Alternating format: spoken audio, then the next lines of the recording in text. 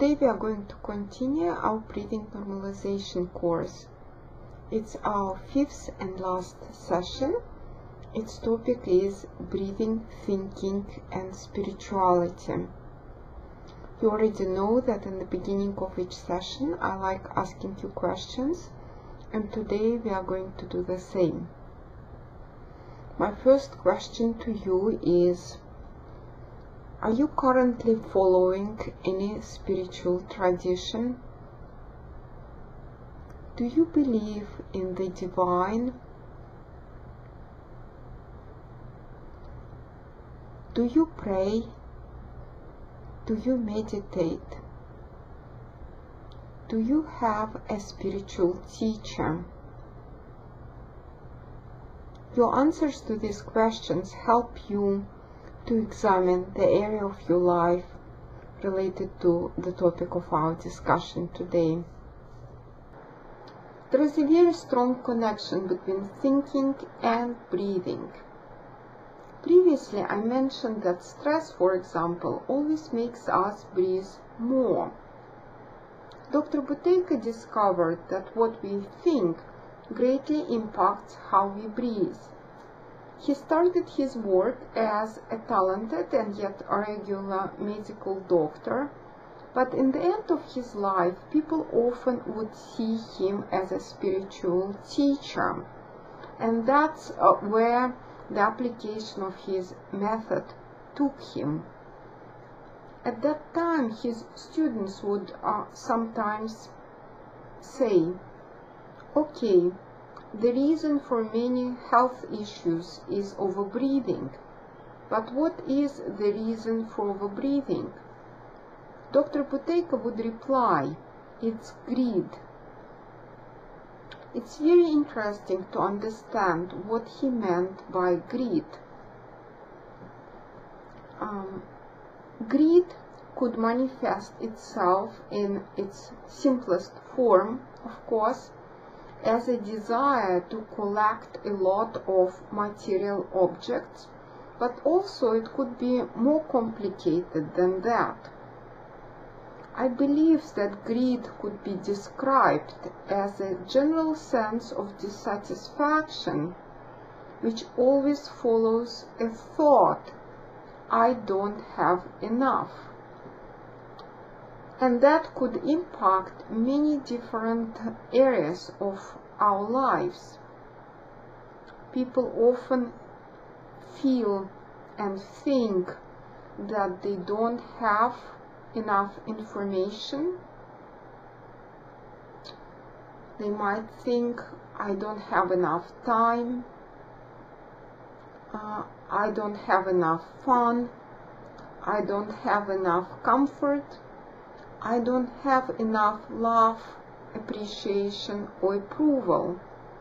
And it goes on and on and on like that. I could use myself as an example to demonstrate what greedy thinking is. I have a tendency to think that I don't have enough time. I'm always greedy for time and always think that I need to have more. And it's a total absurd. It's actually quite funny, because everyone on this planet has 24 hours per day. And yet my mind tells me that somehow I should be special and I should have more than 24 hours, because 24 hours is not enough for me. It's total absurd, and yet it becomes my reality, and it influences my breathing and consequently my health. Many people are not aware of their greedy thinking. Greed also could be described as overconsumption.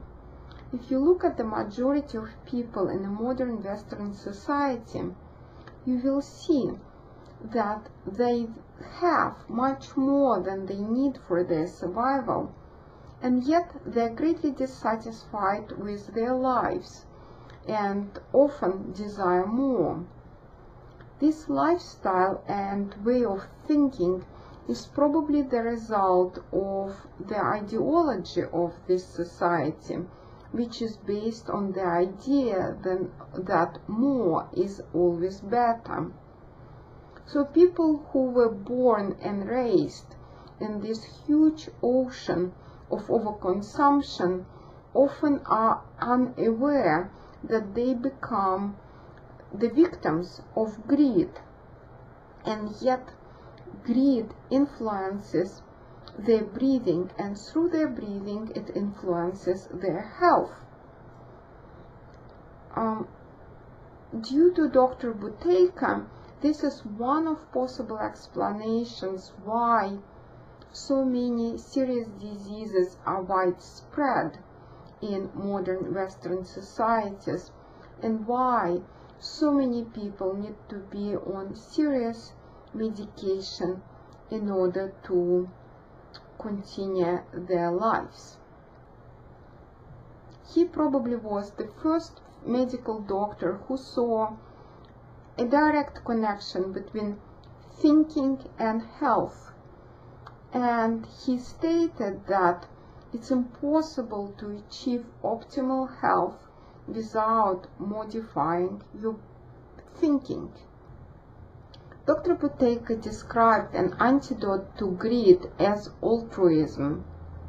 His work demonstrated that altruistic thoughts, or simply kind thoughts with the consideration of others, have very positive impact on breathing.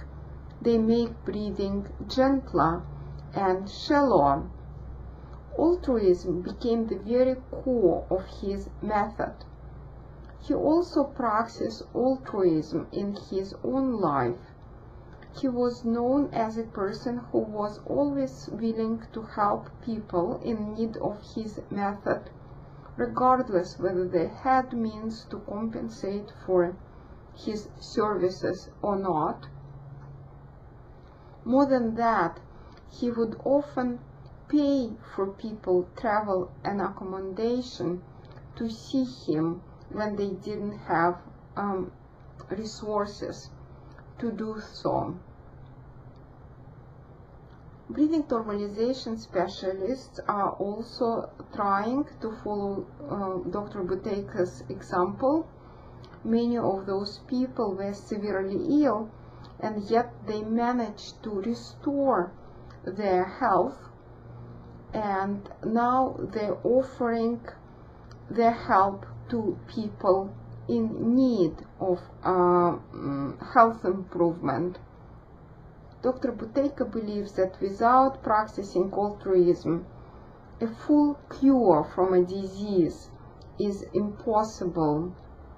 Altruism is a very subtle aspect of breathing normalization method, and yet it's probably the most important one.